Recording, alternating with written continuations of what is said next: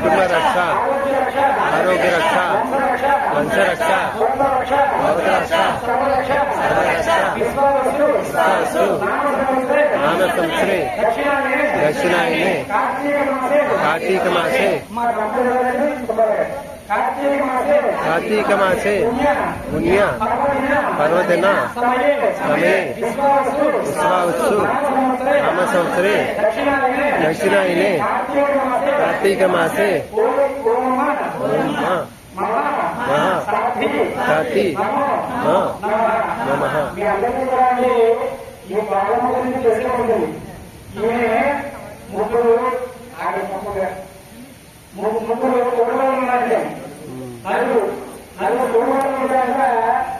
అందరూ మాట్లాడి ఈ పాలన ఈ పాలన భర్త ఆందోళన అయితే ఈ ముగ్గురు స్వాతంత్రాలు రక్షించేవాళ్ళండి.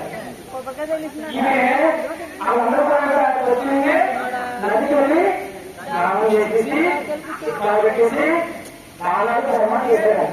అప్పుడు ఇదంతా వచ్చి భక్తులకి అందులోని అయితే ఆ కుటుంబానికి జన్మకి వస్తున్నాడు. నేను కూడా వస్తున్నాను, మనందరూ వస్తాం.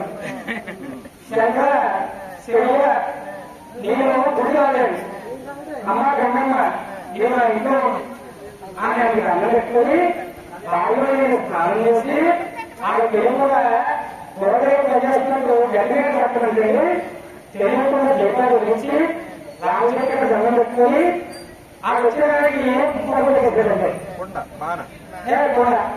కన్నడ చేసేదండి.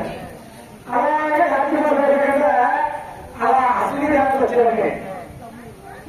ఏమైనా లేదండి. మాట్లాడుకోవచ్చు అయితే మీ అమ్మాయి పూర్వమ్మ కోసం వచ్చాను. పూర్వమ్మ ఆగ్రహం చేసింది మేము ఉల్లి చేసాం, అన్నదానం చేసాం, కళ్యాణాలు చేసాం, భోజనాలు పెట్టాం, వస్త్రాలు పంచి పెట్టాం, ధాన్యాలు దానం చేసాం, భోజనాలు చేసాం. అమ్మ తీసుకెళ్ళాలంటే మీరు చేసా అని చెప్పుకున్నారు. అందరూ చేయాలి. మరి ఎన్నో వేదోపకాలు ఉన్నాక నన్ను ఇచ్చుకున్నా ఉన్నారు. నేనే చేస్తున్నాం పూజ, నీకెవరు ఏమన్నా కొడగలవు, నీవే గొప్పదని గొప్ప ఇదేదండి. నువ్వు అలా పని పాటిస్తున్నావు. మూడేళ్ళు వస్తున్నాయి. మూడేళ్ళు వస్తే అంతా ఆగ్రహం చేసుకుని నచ్చిన వాళ్ళకి పక్కన దేవుడే దృష్టి పెట్టడం మానేసి వేసేవా, పూజ చేసేవా, పండుగ చేసేవా, కుటుంబమేవా, మంచి చేసి పెట్టేవా అని దగ్గర. అంతేగాని మీరు కూడా ఈశ్వర నామస్మరణ చేయలేరు, భగవన్ నామస్మరణ చేయలేరు. ఆ మాస్టర్ తొలగి మా ఈశ్వర నామస్మరణ చేయలేరు. మీరు వెళ్ళిపోవాలి, మీరు చేయాలి, మీరు చూడాలి అనే ఆలోచనతో ఉన్నారు. కానీ అంతేగా ఈశ్వర ఈ శరీరాన్ని కాలేయా 24 లక్షల జీవాసులు, అందులో 84 లక్షల జీవాసుల్లో ఎన్నో యోగులు దాటి ఈ మానవజన్మ వస్తుందంటే ఈ మానవజన్మకు అవకాశం ఉంది. శివుడు చూస్తున్నాడు కదా, నమస్కారాన్ని ఏంటో తెలుసా, నమ్మకం కూడా ఈ స్థితిలో అయితే శరీరానికి శాస్త్రం కాదు. అందుకే శివుడు అంటారు, నీవు నా మీద దృష్టి పెట్టు, నేను నీ పట్ల దృష్టి పెడతాను. నీవు 100 కోట్లు పెట్టుకోయినా 10 నిమిషాలు ఆలస్యం పెట్టుకోలేదు. నేను స్థితిలో ఉన్నామా, రేపు ఏం జరుగుతుందో కూడా మనకి ఏం చేయలేదు.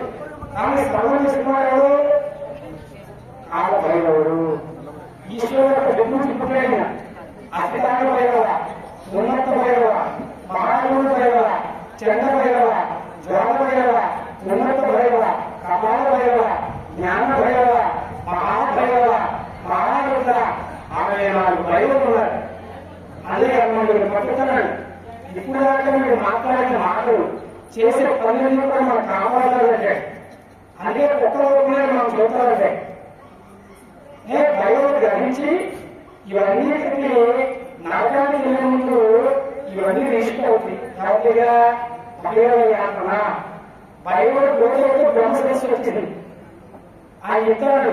అందుకే ఈశ్వరుడు ఈ శరీరానికి అట్లా ఎన్ని తప్పులు చేసామో వైశాఖంలో ఎన్ని చేస్తారంటే ఏమి నీ భార్య, ఏమి నీ బిడ్డ, ఏమి నీ ఐశ్వర్యం,